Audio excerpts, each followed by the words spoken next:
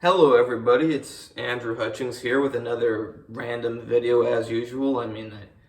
I think of something and then I'm like, oh, let's make a video. About 2 seconds later. So this one, still not a doctor, never giving medical advice. If it seems like I am, I'm just consolidating medical information, putting it in one place, along with my opinion. So this video is about diet. Now, it seems to me like a lot of people who are into fitness and stuff focus mainly or even only on the macronutrients. But that doesn't work. So you can't actually survive and thrive. I mean, maybe you'll end up surviving, but you're not going to be very healthy if you were to say, eat protein powder, carbohydrate powder, and some fat somewhere, and toss in some sugar there for good measure. And now that may sound very strange. Oh, who would survive? Who would try to live off protein powder, carbohydrate powder, oil or fat, whatever you choose, and a little sugar?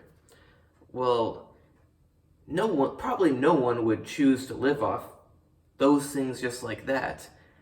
But fitness-minded people tend to live off that, but it looks different. It's in a different form.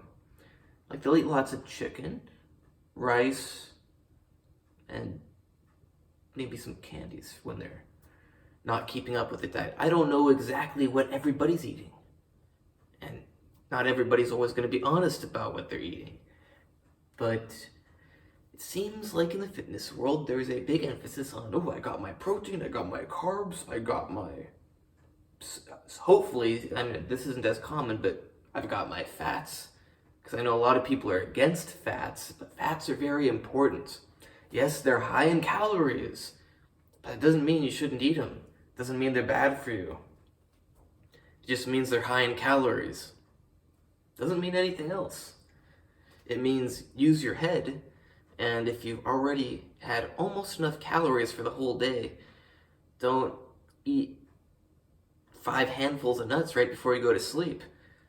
But if you're logical about the calories, you should definitely eat them. You should eat them even if you're not logical about the calories, because you need fats. You can't just eat chicken, rice, and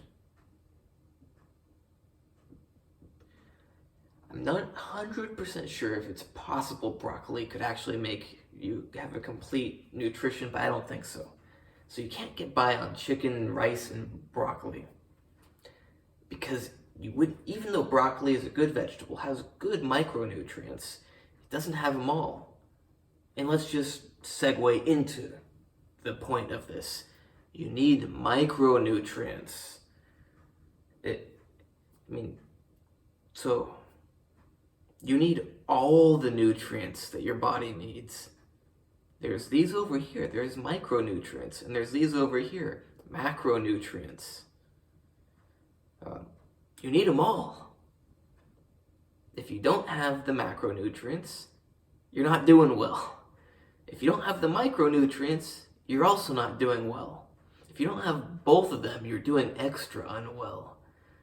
So you need both of them at good levels. So things like vitamins, they play important roles in the body.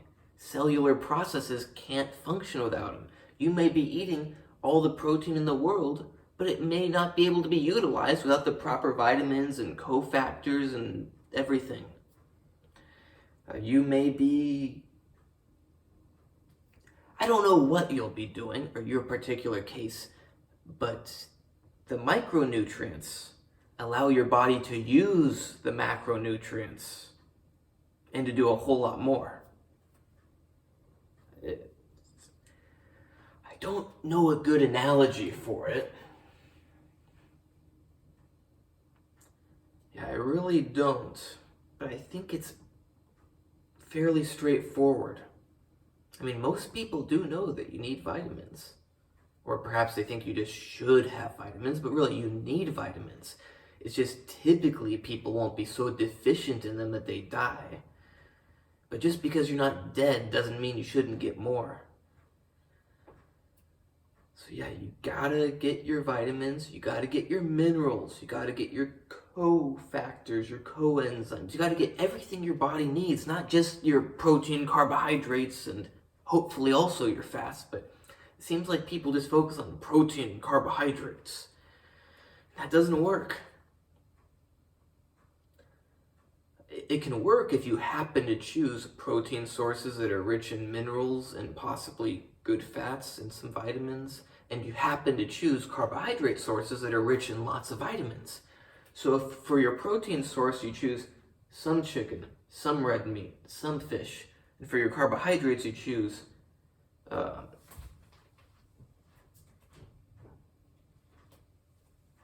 you choose grapefruit, banana, tangerine, and like every other fruit and vegetable you can imagine, then you probably will not be deficient and you'll probably be okay.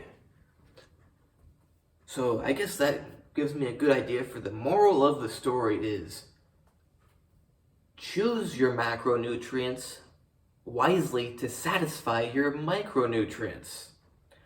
Or you could just have the macronutrients that have no micronutrients in them and take vitamins and stuff with them. I mean, I'd rather get the stuff I need from my food and take a vitamin as a safety net, just in case I end up falling below in something. It's unlikely that a vitamin is going to have everything you possibly need in good amounts. I mean, yes, they have most of the things you need, but they don't have everything. I mean, it's hard to even get optimal levels of everything from food. That's why you need lots of variety. If you eat the same diet all the time, you're very likely to become deficient in something, unless, of course, your same diet all the time is a very diverse diet with every fruit, vegetable, meat source imaginable. But say you have a very limited diet, and you have that same limited diet all the time, if it's just a little bit deficient in something, but you are always having that food that's deficient in that thing, well, that adds up, and over time it gets more and more deficient. And unless you toss in something else that has that, your levels aren't going to come back up. So that can come from your multivitamin, it can come from specific vitamins, it can come from your fruits, it can come from your vegetables, it can come from your whatever, as long as it comes from something and into you. I don't think there's really anything else I need to say. Let's see if you can see my muscles through my shirt. No, not. It doesn't look too good right now.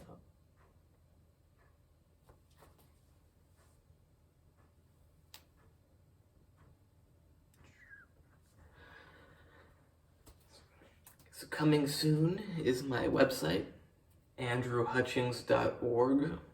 I was thinking about going with .us to be patriotic, but .org seems more official. And coming soon also is my book on tendinitis. In fact, it's done except for the About the Author section and the cover of the book. Yeah. And coming after those things are done, because I only have so much time to devote to things, will be a blood pressure medication, supplement, whatever you want to call it. I'm not sure whether to go the natural route or the synthetic route. I want to make sure that I'm not going to be in legal trouble. So yeah, I gotta figure that stuff out after I completely finish my tendinitis book and get my website up and running. I've also got to get more pictures for my website because I can't just put a website up and have lousy pictures. I mean, I have good pictures of me, but you don't want to just throw in any picture. You need specific pictures. Like, for my portion of my website that's about diet, I should probably have myself holding a bowl of ice cream, and the problem with the bowl of ice cream is that you can't really see it from the camera because the bowl would be blocking it unless it's a clear bowl. And what else? I guess I could hold a chicken in my hand. I don't really know what I'll hold in the pictures, but I should probably have good abs, good lighting, holding interesting food. Perhaps I'll hold like 2 tangerines down here. And then for like my training sections, I should have really good pictures of me in the gym. And that reminds me, I came up with a good medical study to conduct. If only I had all the resources I need to fully conduct it. But it's made very, well, I mean, one is money, because I don't have that much money for the equipment. But even if I had the equipment, it's made very hard to conduct stuff as a private citizen, or just a normal person, whatever you'd call it, who's not working for a university or working for a company. I think that's intentional, to monopolize science and say, hey, you guys over here, you're not allowed to do your science. Only we are, because we keep it safe, good for everybody in the environment and everything. You're not allowed to do it because we don't want you to harm anything. Oh yeah, it's not that we want to capitalize off it and we're the only ones who can do it and make all the money. I mean, not that I'm doing it for money, I want to do it because I want to do it. Actually, I don't even know if I can make any money off of it.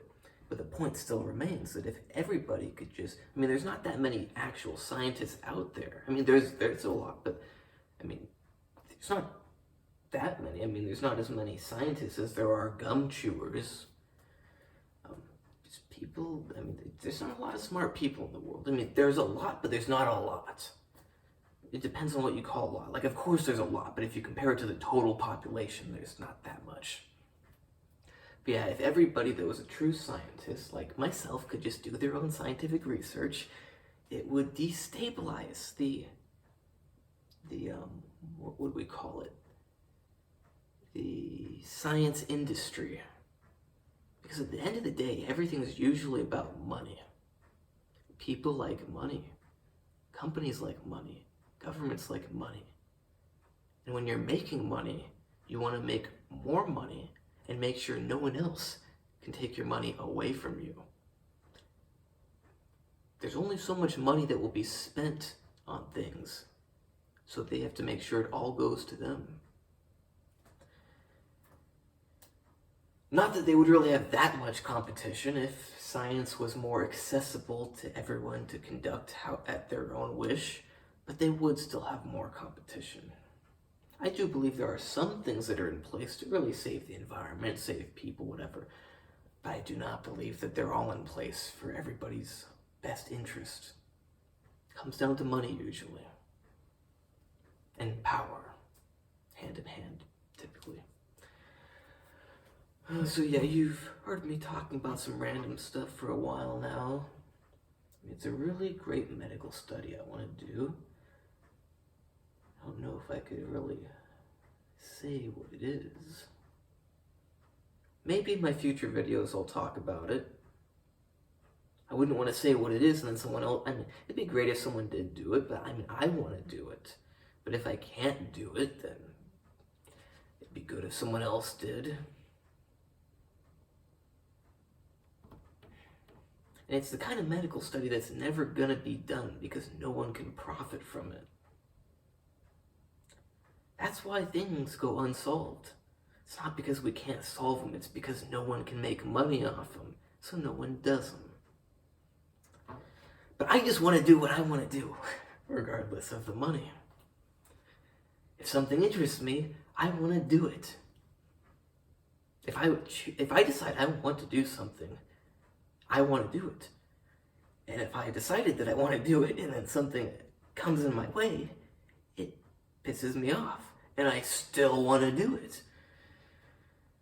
It's like earlier today I was doing something and then there was a problem and it's like, it became much more complicated to do what I wanted to do, but I still wanted to do it.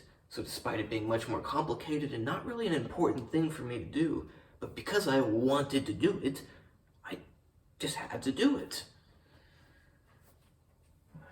That's a good way to be, I think. Of course, you can be excessive and you can waste a lot of time, so you gotta use some brains, but if you want to do something, do it. Don't let stuff stop you. Just because it gets harder, don't stop trying. You wanted to do it to begin with, So even if stuff gets in your way, well, just do it. You wanted to do it for a reason. Don't let your mind get changed. Unless it's like someone's going to kill you if you do it, then probably don't do it. If you like my random rants, leave a comment about it. I guess I'll just stop the video here and say, please like, subscribe, and comment. Check out my other videos. And check out my website when it comes. Check out my Instagram, natural_true_fitness. And remember, you can hire me for training advice, diet advice, supplement advice. You can't hire me for medical advice because that would be illegal. But you can hire me for a consolidation of medical information, along with my opinion. Because that is not. You'll probably get the same outcome, luckily. Because when you have all the information at your fingertips, and an informed person to tell you about it, you can typically make very good decisions. But no, don't make any decisions, because I don't know if I can tell you to do that. But at least you'll have the knowledge, and knowledge is power. And you can hire me for training plans. If I said plans already, then I should say consultations now, but I can't remember. I think I did say plans. Yeah, you can hire me for training consultations. Like, you sign up, you get an hour on the phone with me, or video chat, or however you want to do it. I'd suggest preparing ahead of time so you get the most out of your time. And then we go through and we address everything and we improve your stuff. Like, you're not quite sure about your diet, so we go over your diet quickly. We talk about what you're eating, we find the mistakes in that, then we figure out how to fix it, how you're going to like to fix it, because there's a difference between knowing how to fix it and knowing a way that you're going to like how to fix it. Whatever it is, we'll find the best solutions, and we'll find the best methods of implementation. And we will find the best direct paths to results. Or if it's a lot more enjoyable, we'll find a slightly less direct path. Because you have to balance enjoyability with results. You don't want to just have all results and no enjoyability. I mean, I think everybody here would say they'd sacrifice a little results for a lot more enjoyability. Because what is life if you don't enjoy it? Feel free to give me suggestions for more videos. You can give me suggestions for my hair, but I plan to keep growing it out more and more because you never know when you can't. I mean, I never know when I may go bald someday, so I want to grow it out. Plus, I already started, but I want to get it to go down pretty long. I mean, it's probably going to look ridiculous, but I gotta do it once in my life. Plus, if you have really big hair and a big beard, if you get hit in the head or the face, you're more protected.